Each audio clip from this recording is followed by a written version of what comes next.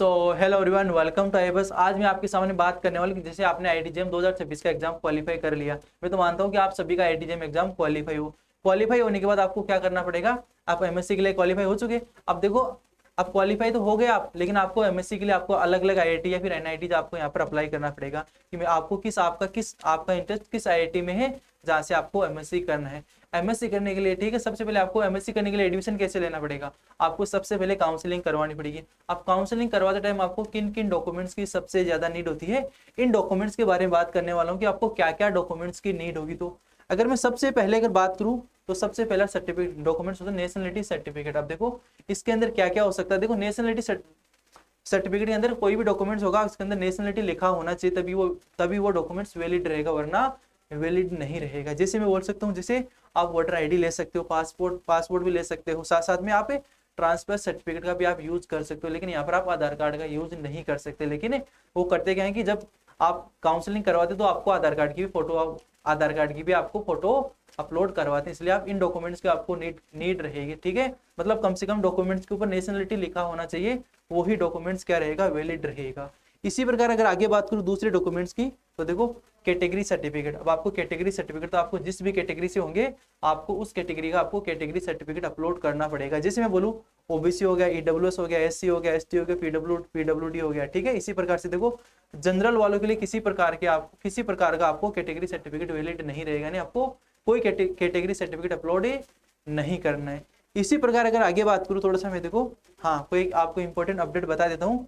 कोई आईआईटी-जेईई और CUT PG 2027 को टारगेट करके तैयारी कर रहा है तुम्हारा चैंपियन 2.4 बेस केमिस्ट्री का। ठीक है, 2 मार्च से ऑलरेडी स्टार्ट हो चुका है। किसी को लगता है कि लाइव बैच में जुड़कर तैयारी करनी है तो आप लोग हमारे साथ लाइव बैच में जुड़कर तैयारी कर सकते हो। अगर आप लोग इस बैच में इनरोल करोगे तो आप लोगों के लिए बैच रहेगा 20% ऑफ रहेगा। अगर आपको 20% ऑफ लेना है तो आपको क्या कूपन कोड यूज करना, IIFAS 30% ऑफ रहेगा। अगर आपको 30% ऑफ लेना है तो क्या कूपन कोड यूज करना, IIFAS 30, आपको फिर 30% ऑफ देखने को मिल जाएगा। इस प्रकार से आप इस बैच में इनरोल कर सकते हो। अगर बात करें थोड़ी सी, अब देखो और क्या क्या डॉक्यूमेंट्स की नीड होती है। देखो डीओबी सर्टिफिकेट। देखो डीओबी सर्टिफिकेट आपको लगता है, मतलब एक प्रकार से बोल सकता हूँ कि यहाँ ये कौन सा वैलिड रहेगा, 10th की मार्कशीट आपकी वैलिड रहेगी। यानी डीओबी सर्टिफिकेट के लिए तो हर जगह आपको 10th की मार्कशीट का ही यूज करता है। इसी प्रकार आगे बात करूँ कि आगे कौन सा डॉक्यूमेंट चाहिए। देखो 12th क्लास की मार्कशीट जो आपके पास सबके पास अवेलेबल रहती है। इसी प्रकार आगे बात करूँ मैं थोड़ी सी, देखो कंसोलिडेट सर्टिफिकेट। ठीक है, एक प्रकार से कंसोलिडेट सर्टिफिकेट। अगर इस सर्टिफिकेट की बात करूँ, इस मार्कशीट की बात करूँ, तो ये प्रोवाइड करवाती है आपकी कॉलेज। देखो यानी जैसे आपने फर्स्ट 1 2 3 4 यानी आपने जितने सेमेस्टर किए हैं उनकी पूरी डिटेल्स के बारे में आपसे प्रोवाइड मांगता है। अगर आपकी कॉलेज प्रोवाइड करवाती है तो आप अपलोड कर सकते हो, अगर आपकी कॉलेज प्रोवाइड नहीं करवाती है तो अपलोड करना कंपलसरी नहीं है, क्योंकि ये क्या है, ऑप्शनल है। ठीक है, इसी प्रकार आगे बात करूँ मैं थोड़ी सी, हाँ देखो ऑल यूजी मार्कशीट, आपको तीनों ईयर्स की आपको मार्कशीट अपलोड करना पड़ेगा। ठीक है, चाहे आप अपेयरिंग हो, चाहे आपका रिजल्ट अवेटेड सर्टिफिकेट हो, ठीक है, चाहे आपका रिजल्ट अवेटेड स्टूडेंट हो, या साथ में फाइनल सेमेस्टर के, यानी फाइनल सेमेस्टर से पहले वाले सेमेस्टर की आपको मार्कशीट अपलोड करना ही पड़ेगा। ये तो सबसे ज्यादा कंपलसरी रहता है, मतलब है।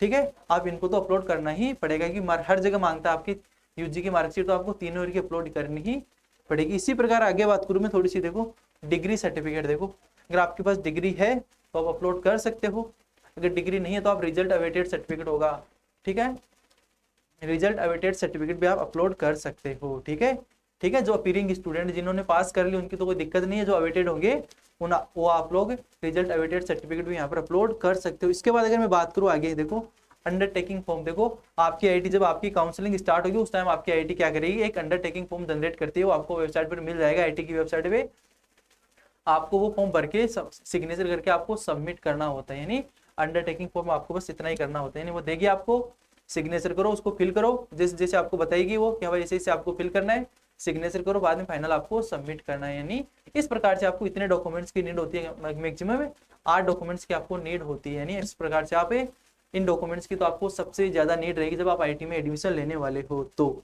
देखो एक बार आपको फिर से अपडेट कर देता हूँ, आईआईटी-जेईई और सीयूटी पीजी 2027 को टारगेट कर रहा है तुम्हारे चैंपियन 2.4 बैच स्टार्ट हो चुका है ऑलरेडी 2 मार्च से। ठीक है, अगर आप लोग इस बैच में एनरोल करोगे तो आप लोगों के लिए बैच रहेगा 30% ऑफ रहेगा। अगर आपको 30% ऑफ लेना है तो भाई जाइए और फटाफट से इस बैच में इनरोल कर लीजिए। अगर आपको ये वीडियो अच्छी लगी तो आपको वीडियो को ज़्यादा से ज़्यादा शेयर करना है, जिससे ज़्यादा से ज़्यादा स्टूडेंट का बेनिफिट हो सके। Okay, bye bye, thank you.